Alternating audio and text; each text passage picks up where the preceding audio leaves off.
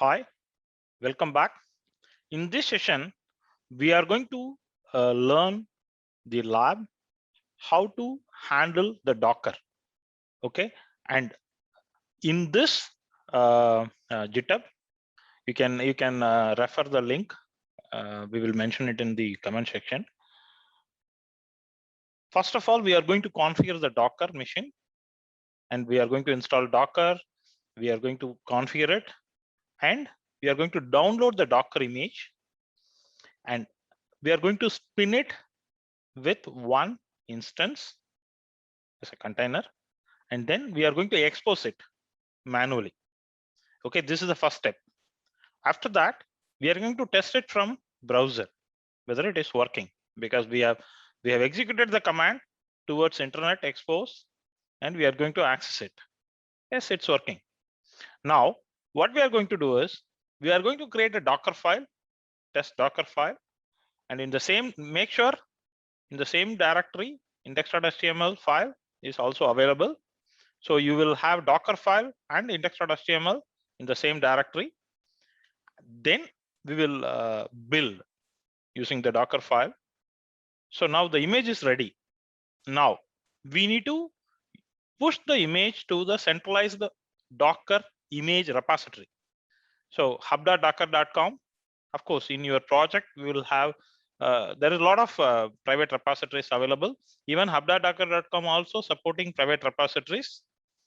As of now, we will go with a public repository. So we will first convert the created image, because if you just push the image to the repository, it won't work out. First, you need to convert the created custom image with compatible to the newly created Docker repository. So once the conversion is successful, then you start push it, it will work out. Okay, so this is the exact lab. We are going to see it now. All you need to have is you need to have minimum 2 CPU, 4 GB Ubuntu Linux machine. I have now Ubuntu Linux machine 18.04 LTS. So let's start. So I'm going to switch over to root. I'm first to refresh.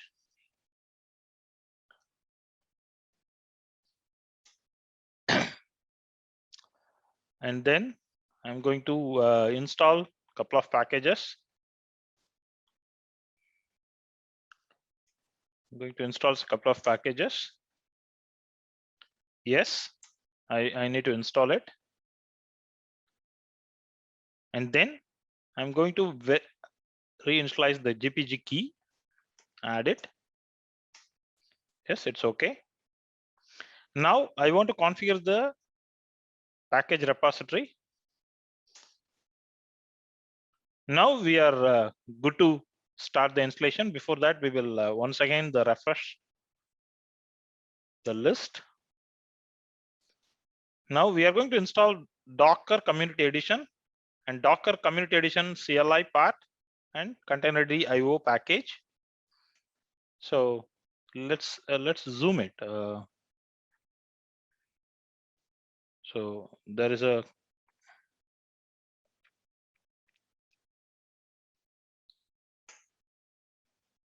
yes, I want to install.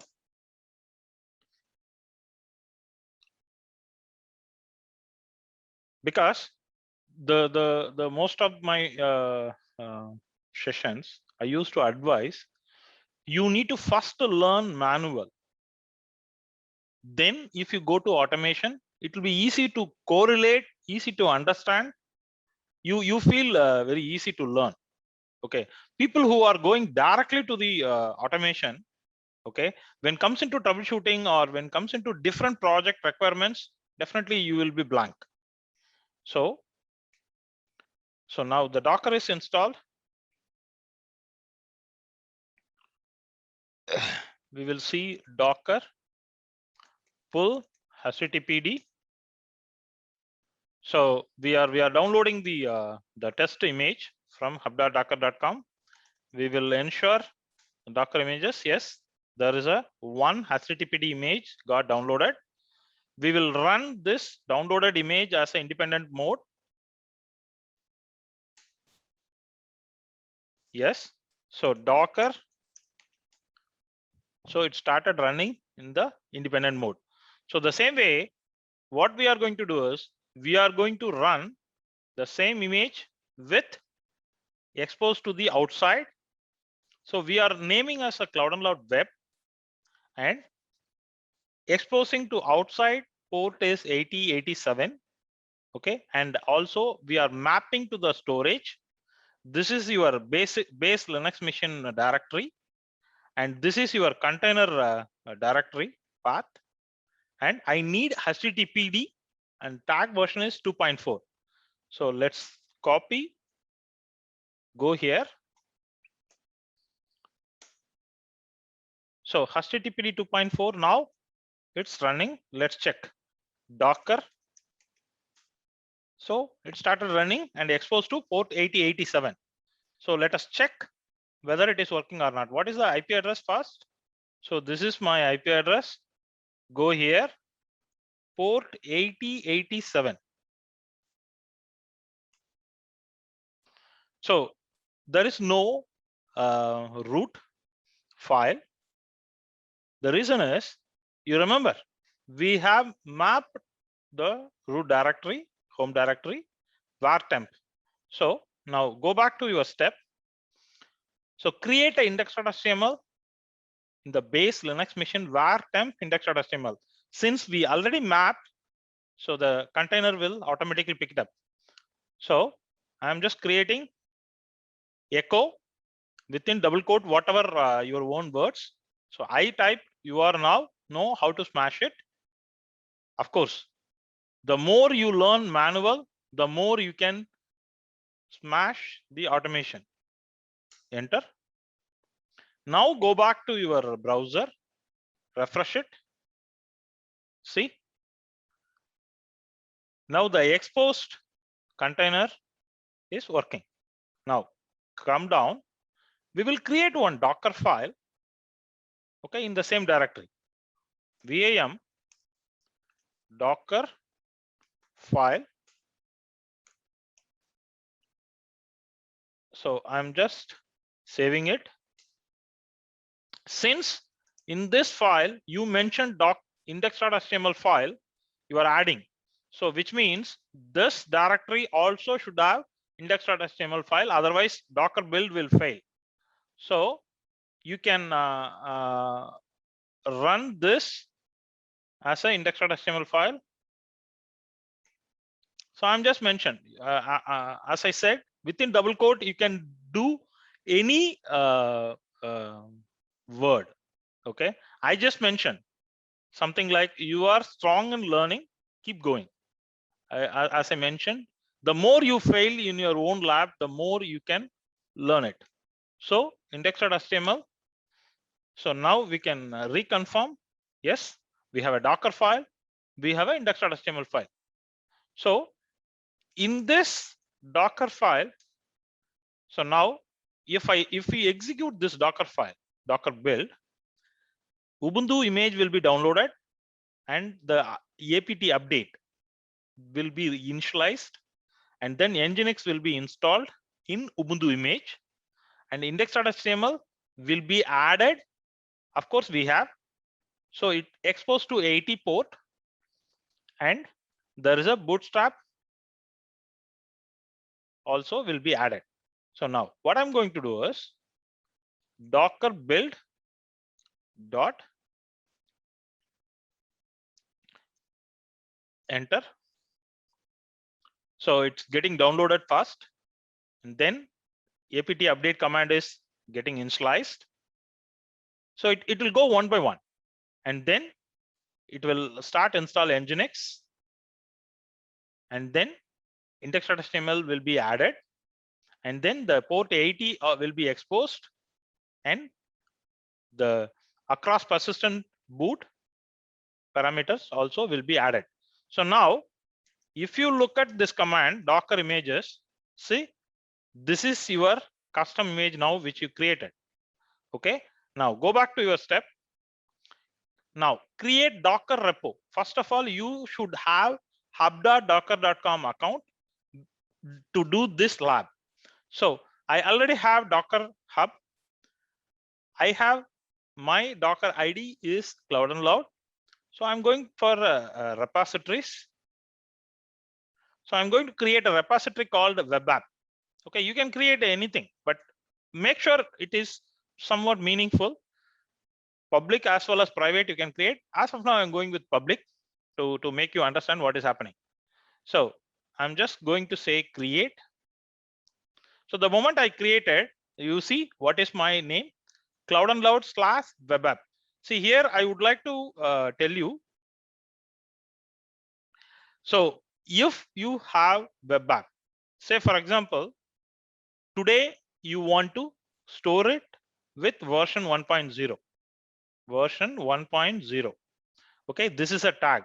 So you can go with version 1.0. Tomorrow you fixing some bug and you are climbing as version 2.0. So like this, you can store n number of tags in the same repository. It's not that each version you need to have separate repository. No. So you first decide what you are going to do, either based on the application wise or based on the project wise.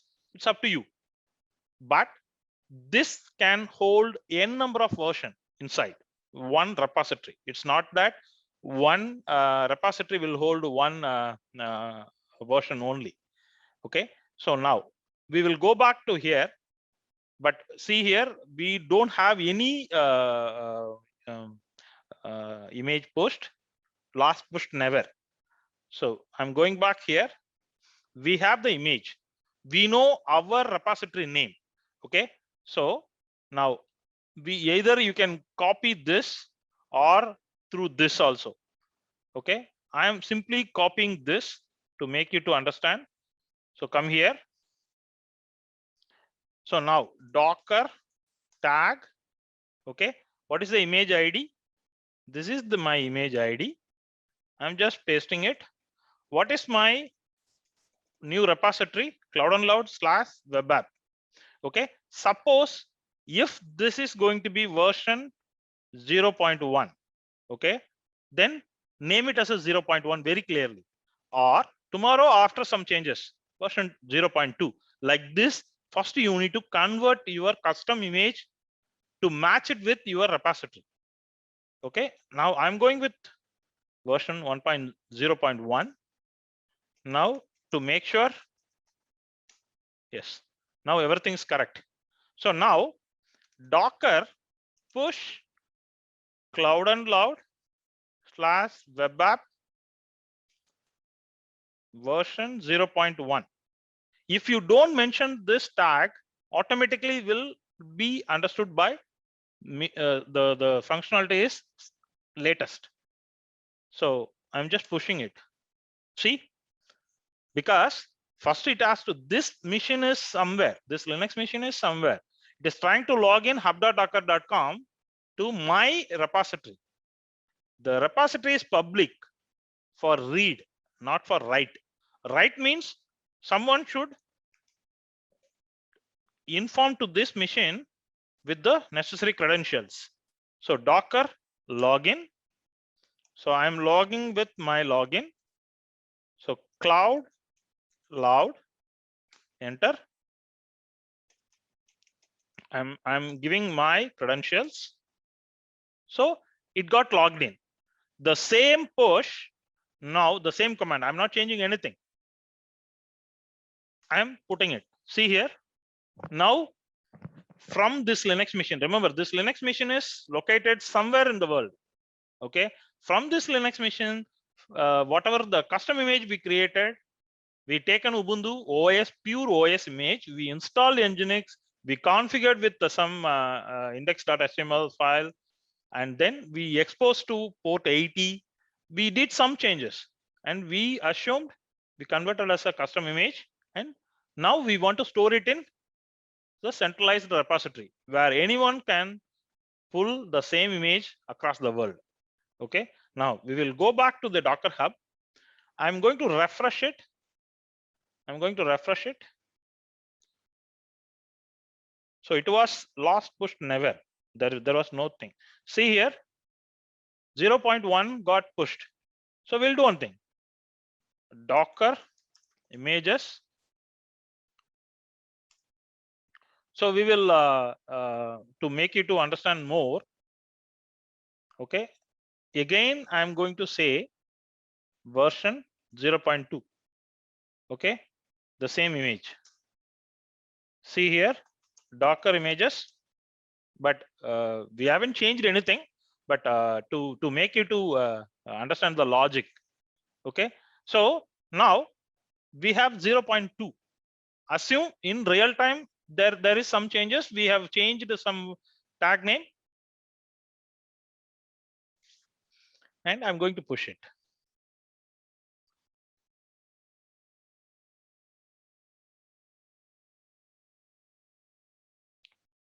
I'm going to push it this time with version 2. So got pushed. So we will refresh it.